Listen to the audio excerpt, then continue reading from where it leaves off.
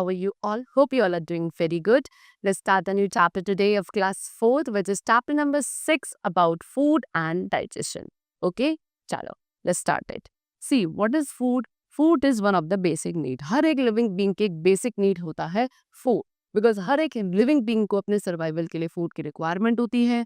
Food हमें energy provide करता है टू वर्क एंड प्ले. खेलने के लिए, काम करने के लिए जो एनर्जी आपकी बॉडी को मिलती है, that we get from food only. And plus food हमें फिट एंड हेल्दी भी रखता है. We get energy and health benefits from the nutrients of the food we eat. खाना जो हम खाते हैं उसके न्यूट्रिएंट्स से ही हमें एनर्जी मिलती है, हेल्थ के बहुत सारे बेनिफिट्स मिलते हैं. Okay, now do you know how do you get these nutrients? How do the nutrients get assimilated in your body? This work is done by digestive system. अब हमें इतना पता चला कि भाई फूड के अंदर कुछ सब्सटेंसेस होते हैं जिनके थ्रू हमें एनर्जी मिलती है. They are known as nutrients. लेकिन फूड के अंदर से ये न्यूट्रिएंट्स हमें कैसे मिलते हैं? किस तरीके से ये न्यूट्रिएंट्स हमारी बॉडी में एसिमिलेट होते हैं? कौन सा एक ऐसा सिस्टम हमारी बॉडी में जो इस वर्क को करता है? And that particular type of system is known as digestive system. Digestive system हमारी बॉडी सिस्टम है जिसके थ्रू खाने के अंदर से जो न्यूट्रिएंट्स है वो हमारे लिए एसिमिलेट होते हैं. Okay, so now we are going to discuss about the process of digestion and the digestive system. So the process of breaking down of food into simpler and smaller form of pieces to get nutrients from the food is called digestion. And the working of organs that help in the processes of digestion collectively is called the digestive system. So एक ऐसा process जहाँ पे हमारे जो food है, food particles break होते हैं into simpler and smaller pieces. ठीक है, सो दैट उसमें से जो न्यूट्रिएंट्स हैं वो हम क्या कर सके, एब्जॉर्ब कर सके. That whole process is known as a digestion. And इस डाइजेशन प्रोसेस के लिए जितने भी ऑर्गन्स इन्वॉल्व होते हैं, they all together form our digestive system. ठीक है, चलो. So that means digestive system के अंदर कुछ ऑर्गन्स होते हैं and they are mouth, windpipe, which is also known as esophagus.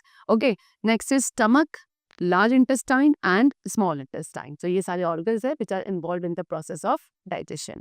Liver and pancreas. Liver and pancreas भी organ होते हैं हमारे body के, लेकिन ये digestive system के part नहीं होते हैं. Still ये कुछ ऐसे digestive juices को release करते हैं हमारे small intestine में जो कि हमारे food के digestion में helpful होते हैं. ठीक है, चल.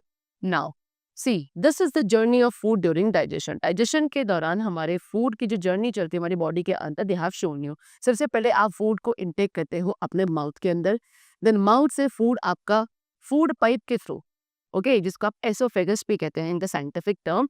सो एसोफेगस के थ्रू या फूड पाइप के थ्रू आपका फूड माउथ से कहाँ तक जाता है? It reaches to stomach. उसके बाद स्टमक से small intestine, then large intestine and after to the एलएस. So this is a whole digestive tract which is shown to you. This is the esophagus part. Okay, ये esophagus part है. उसके बाद आपका ये यहाँ पे जो है this part is known as stomach. Okay, and then it goes to small intestine. Small intestine के बाद large intestine and then to the anus part. Okay, चलो. Now we are going to discuss all these parts one by one. And the very first is mouth. The digestion of food starts in the mouth. सबसे पहले खाने का जो digestion है वो हमारे mouth में से ही स्टार्ट हो जाता है. जैसे आप एक बाइट ऑफ फूड को अपने माउथ के अंदर रखते हैं एंड देन आप उसको च्यू करते हैं. सो च्यू करने के बाद आपके माउथ में, टंग में सलाइवरी ग्लैंड्स प्रेजेंट होते हैं. वो सलाइवरी ग्लैंड्स एक तरीके का जूस या फ्लूइड प्रोड्यूस करते हैं which is known as saliva. So क्या जो खाना आपने च्यू करा था अपने माउथ के अंदर, वो जो खाना है वो सलाइवा के साथ मिक्स हो जाता है. सलाइवा क्या करता है? फूड को सॉफ्ट बनाता है, ओके, मॉइस्ट करता है एंड उसको एक पल्प फॉर्म में कन्वर्ट करता है, जिसके थ्रू जो हमारा फूड है वो इजीली फ्लो हो सकता है फिर आगे अपने फूड पाइप या एसोफेगस के through down to the stomach. Okay, next is food pipe और एसोफेगस. सो जो च्यूड फूड है वो कहाँ? फूड पाइप के थ्रू ही पास होता है and then it reaches into the stomach. Next is stomach. अब स्टमक क्या है? एक सैक है, ओके, जो कि किसका बना है? मसल्स का बना है. जे शेप सैक होता है. ओके, यहाँ पे जो फूड है उसकी क्या करी जाती है? प्रॉपरली चर्निंग करी जाती है. जब फूड पाइप के थ्रू खाना माउथ से स्टमक में आता है, यहाँ पे फूड को चर्न किया जाता है. जो डाइजेस्टिव जूसेस हैं वो स्टमक की जो इनर वॉल्स है वो क्या प्रोड्यूस करने लगते हैं कुछ डाइजेस्टिव जूसेस को. उसके बाद वो फूड जो हमारे स्टमक में है वो उसी जूसेस के साथ जो हमारी स्टमक की वॉल्स ने प्रोड्यूस करा है उस जूस के साथ सारा फूड क्या हो जाता है? मिक्स हो जाता है. एंड उस डाइजेस्टिव जूसेस के अंदर कुछ एंजाइम्स, कुछ पावरफुल एसिड्स होते हैं जो क्या करते हैं? खाने के डाइजेशन में हेल्प करते हैं। सबसे पहले जैसे कि एसिड है, एक पावरफुल एसिड होता है जो हमारी स्टमक की वॉल सीक्रेट करती हैं। वो एसिड क्या करता है, खाने के डाइजेशन में हेल्प करता है। एंड अगर कोई जर्म्स है जो हमने फूड के साथ अपने बॉडी के अंदर swallow कर लिए हैं, so that acid particularly kills all those germs. ठीक है, देन फूड क्या है हमारा लिक्विड फॉर्म में आ जाता है and then it moves ahead towards the small intestine.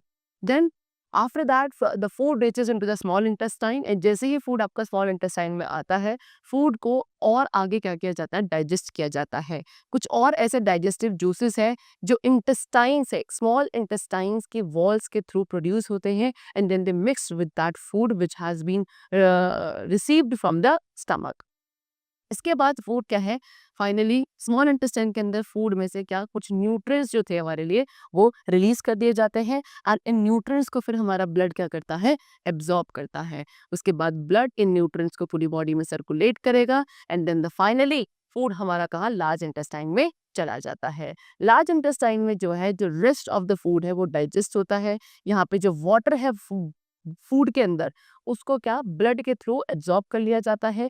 Extra water और जो सॉलिड है उसको फिर हम एनएस के थ्रू क्या करते हैं, वो अपनी बॉडी से रिमूव कर देते हैं। वाटर हमारी बॉडी से यूरिन के फॉर्म में बाहर निकलता है एंड सॉलिड वेस्ट जो है बॉडी से फीसिस के फॉर्म में बाहर रिमूव किया जाता है। एंड इस तरीके से हमारा डाइजेशन सिस्टम वर्क करता है एंड हमें अपने फूड में से न्यूट्रिशन प्रोवाइड करके हमारी बॉडी को हेल्दी एंड फिट रखता है। ओके, चलो, now the next topic is healthy food habits. So कुछ food habits which are healthy and needs to be followed by us.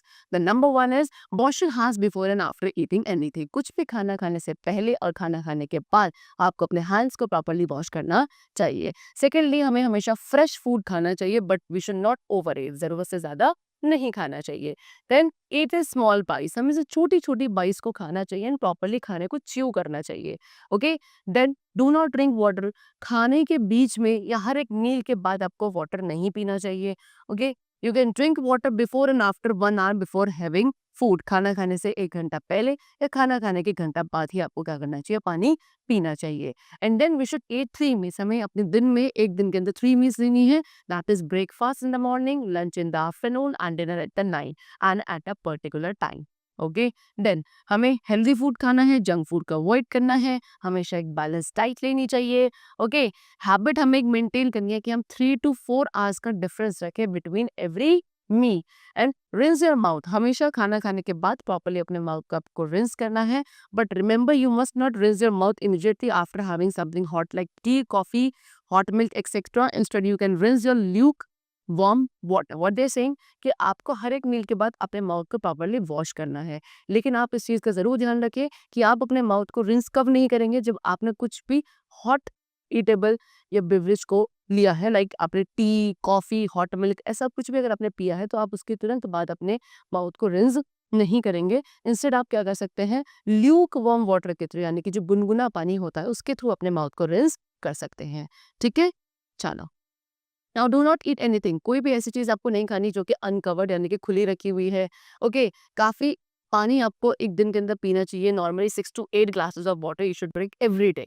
Then go to washroom every morning. Now raw और cooked food, so we have a great variety of eatables, हमारे पास काफी variety of eatables है। Okay, कुछ ऐसे eatables है जिनको हम रॉ यानी कि कच्चा खा सकते हैं, like fruits as ripe mango, ripe banana, apple, watermelon, guava, cucumber etcetera. And कुछ ऐसे ईटेबल्स होते हैं जिनको सिर्फ कुक करके खाया जा सकता है, like potato, brinjal, bottle gourd, lotus stem etcetera. So कुछ ऐसे भी है अभी फूड प्रोडक्ट्स जिनको आप रॉ या फिर कुक दोनों ही करके आप खा सकते हो, जैसे कि raw mango, raw banana, cabbage, cauliflower, carrot, radish, turnip, peas etcetera. So therefore I told you कि हमारे पास वैरायटी ऑफ ईटेबल्स होते हैं, but we need to cook some kind of food because cooking makes a food easy to digest, soft and tasteful. अब हमें कुछ food items को cook करना क्यों जरूरी है, because students what happens is cooking से क्या होता है, जो आपका फूड है वो इजी टू डाइजेस्ट हो जाता है, सॉफ्ट हो जाता है एंड टेस्टी भी बनता है। कुकिंग क्या करता है, कुकिंग फूड के अंदर जो बैक्टीरिया प्रेजेंट है उनको किल करता है।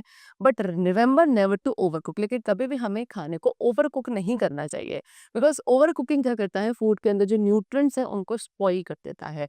ठीक है, सो काफी सारे वेज हैं कुकिंग के, जैसे कि boiling, frying, steaming, roasting, baking. So ये सारे डिफरेंट मेथड्स हैं of food to cook. While frying, frying को हम क्या ऑयल में करते हैं, स्टीमिंग बिना ऑयल के करी जाती है। फ्राइंग के थ्रू जितने भी न्यूट्रिएंट्स है फूड के वो सारे डिस्ट्रॉय हो जाते हैं, लेकिन फूड आपका काफ़ी टेस्टी हो जाता है। लेकिन हमें जो फ्राइड फूड है वो काफ़ी लेस अमाउंट में लेना चाहिए। Now next topic is preservation of food. What is preservation? See, preservation of food का मतलब है कि फूड को सेफ रखना फ्रॉम स्पॉइलिंग, खराब नहीं होने देना, फूड को इस तरीके से स्टोर करना so that it remains safe. ठीक है, सो जब आपको फूड को एक लॉन्गर टाइम पीरियड के लिए स्टोर करना है सो आपको उसे प्रिजर्व करना पड़ता है। आपने देखा होगा अपनी मदर को कि वो मिल्क को डेली बॉईल करती हैं। क्यों? She does it to preserve milk, milk को प्रिजर्व करने के लिए किया जाता है। बिकॉज अगर मिल्क को हम प्रिजर्व नहीं करेंगे तो वो बहुत जल्दी स्पॉइल हो जाता है। ठीक है, she also keeps it in the fridge. Okay, उसके बाद बॉईल करने के बाद ठंडा करके उसको क्या, आपने देखा होगा आपकी मदर उस बॉइल्ड मिल्क को फ्रिज के अंदर रखती हैं सो दैट वो प्रिजर्व रहे या फिर वो स्पॉइल ना हो। सो बॉइलिंग करना या चीज़ों को ठंडा रखना जैसे कि रेफ्रिजरेटर वगैरह के अंदर रखना, ये कुछ कॉमन वेज है जिसके थ्रू आप फूड को प्रिजर्व कर सकते हो। फ्रीजिंग भी एक मेथड है of preserving the food.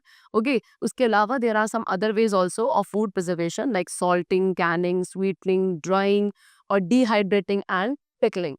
These are the different methods of preserving the food.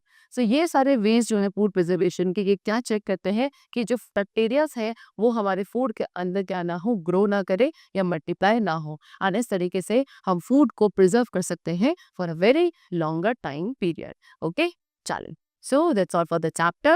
It's completed. I hope you all are very clear to it. So we'll meet you very soon in the next class. So then take care and thanks to everyone.